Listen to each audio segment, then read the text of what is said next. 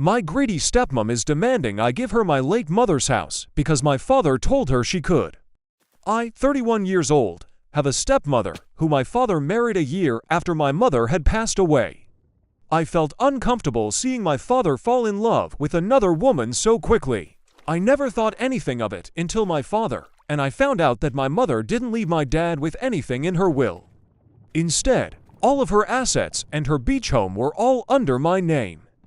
My mother left me a letter, and I ended up reading it and finding out things I wish I never knew. My mother, who was sick at that time, found out that my father was having an affair with another woman. She told me that she suspected it a long time ago, ever since they found out that my mother had cancer. Ever since then, my father became distant. She told me that my father would constantly ask about her will and how he would remind her that he would take care of the beach house when she passed away. My mother was heartbroken, and she spent her last few days of her life next to someone unfaithful. When I read the letter, I couldn't help but break down crying inside my room. I wished I had been there for my mother, and the more I cried, the more I felt anger and hatred for my father and my stepmom. When my father found out that he was left with nothing, he started flipping the tables and started screaming, asking why he wasn't left with anything. It was clear that my father only cared about my mother's assets and not for her. I decided to leave my hometown and cut ties with my father and his mistress. I decided to move to my mother's beach house where I would try to start over. I've always worked from home, so moving to another area was never a problem. It wasn't until recently that I got a text message from my stepmom. She asked me how I was doing, and I didn't respond. She texted again, and she was more straightforward.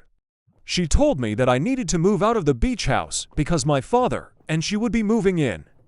But if I wanted to stay, I could pay them rent for my room. I looked at the text completely speechless, not knowing if she was bluffing or if she was serious.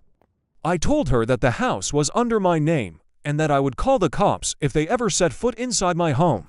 She never responded afterward. I thought that was the end of it until a couple of weeks later when I had gotten a notification from my phone while I was out grocery shopping that there was motion near my driveway. I opened the app and saw both my stepmom and father stepping outside their vehicle as they continued to unpack their belongings. My heart sank, and I immediately felt anger inside me. I decided to call the cops ahead of time and told them that I had people trespassing on my property. By the time I arrived, the cops were already there. Part 2. My greedy mother-in-law demanded I give her my late mother's house because my father told her she could. I arrived at my house, and the cops were already talking to my father and my mother-in-law. I approached them, and my father looked at me and started yelling.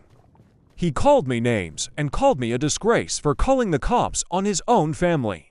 My stepmother tried playing the victim with the cops, saying they were just visiting me and checking up on me because I was still coping with the loss of my mother. I got angry and started cursing at her for bringing up my mother. The cops, looking confused and trying to calm down the situation, asked for both of our sides privately. The officers took my father and mother-in-law for questioning, and during that time, I took the time to calm myself down. I was shaking and alone. I thought I could leave in peace, but my father kept ruining it. The officer then approached me for questioning, and I provided confirmation of my identity and ownership of the beach house, as well as the text messages my mother-in-law had sent and a full explanation as to why they were trying to take my property. The officers understood and were clear that they were going to take my side.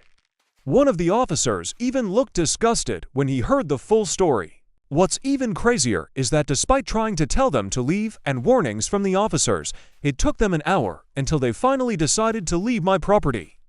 I thanked the cops, and I thought that they would learn their lesson and leave me alone. But over the past few days, they've continued to harass me with constant phone calls, threatening messages, and even attempted to get support from other relatives to pressure me into giving up my house. They continue to try to bully me into submission, but I will not fall for it. I documented everything, every call, text message, and the footage from them trying to come to my house. I decided to finally take them to court. During the trial, my lawyer provided multiple pieces of evidence of their harassment. The judge sided with me in the end. A restraining order was issued against my mother and father-in-law, prohibiting them from further attempts to contact me or go to my house. They were also ordered to pay for damages compensating me for emotional distress. My father and I looked at each other one last time, and his face was filled with disappointment and anger, but I didn't care. I cried in happiness afterward while I sat in my living room. It was finally done, and I was finally at peace. I could finally restart my life, and a couple of years later, I ended up getting married.